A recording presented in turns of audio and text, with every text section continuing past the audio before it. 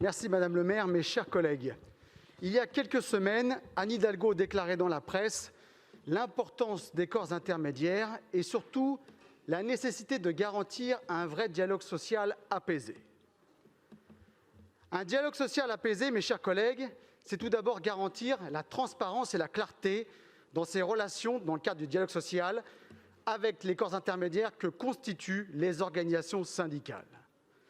Et en l'espèce, il faut bien le reconnaître, vous avez fait preuve dans ce dossier d'une parfaite obscurité. Jamais lors de la campagne des élections municipales, Mme Hidalgo ne s'est prononcée sur l'application des 1607 heures au sein de la collectivité parisienne. Ni dans sa propagande orale, ni dans sa propagande écrite.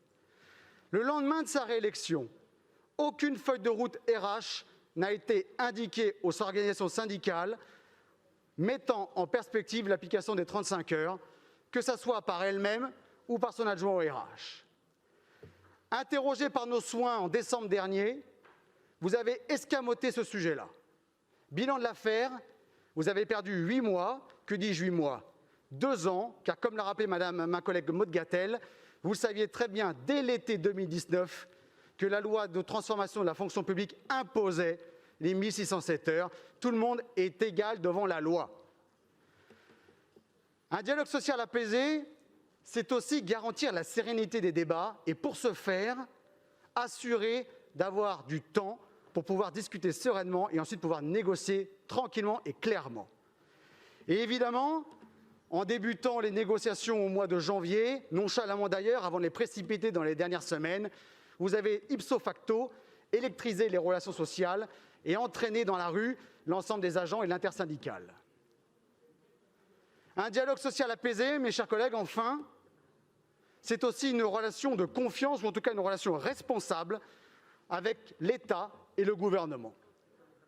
Et en l'espèce, là encore, Anne Hidalgo est restée perchée sur son Aventin, sans initier d'une quelconque manière que ce soit une relation avec l'État qui aurait permis à tout le moins de sécuriser les contours juridiques de cette délibération, car chacun sait ici qu'un risque juridique pèse en raison du contrôle de légalité qui ne manquera pas d'être appliqué par l'autorité préfectorale. Vous avez plongé ainsi les syndicats et les agents dans l'incertitude estivale.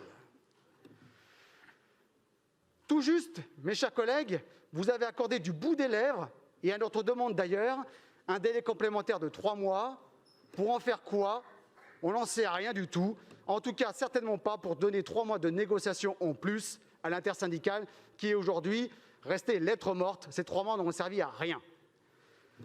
La vérité, mes chers collègues, c'est qu'un vrai dialogue social apaisé c'eût été de profiter de l'application de cette loi afin d'engager une véritable réforme de l'administration parisienne en engageant des projets de service par direction, adosser une concertation la plus large possible des agents, tout en négociant avec les organisations syndicales.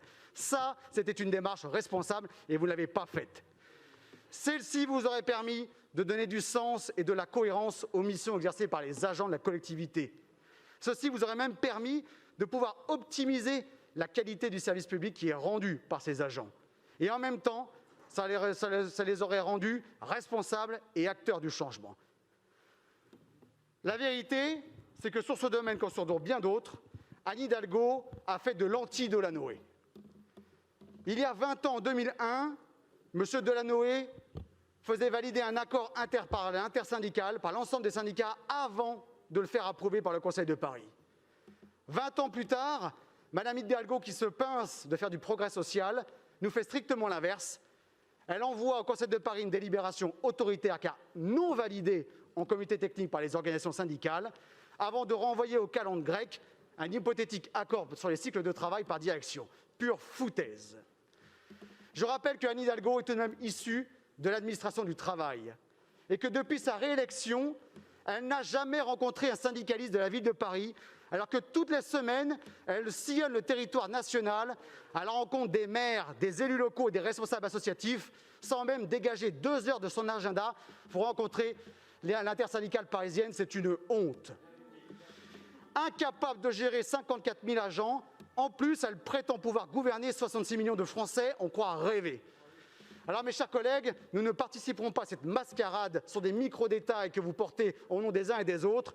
Nous nous abstiendrons car nous sommes droit dans les bottes. Nous contestons totalement ce dialogue social escamoté.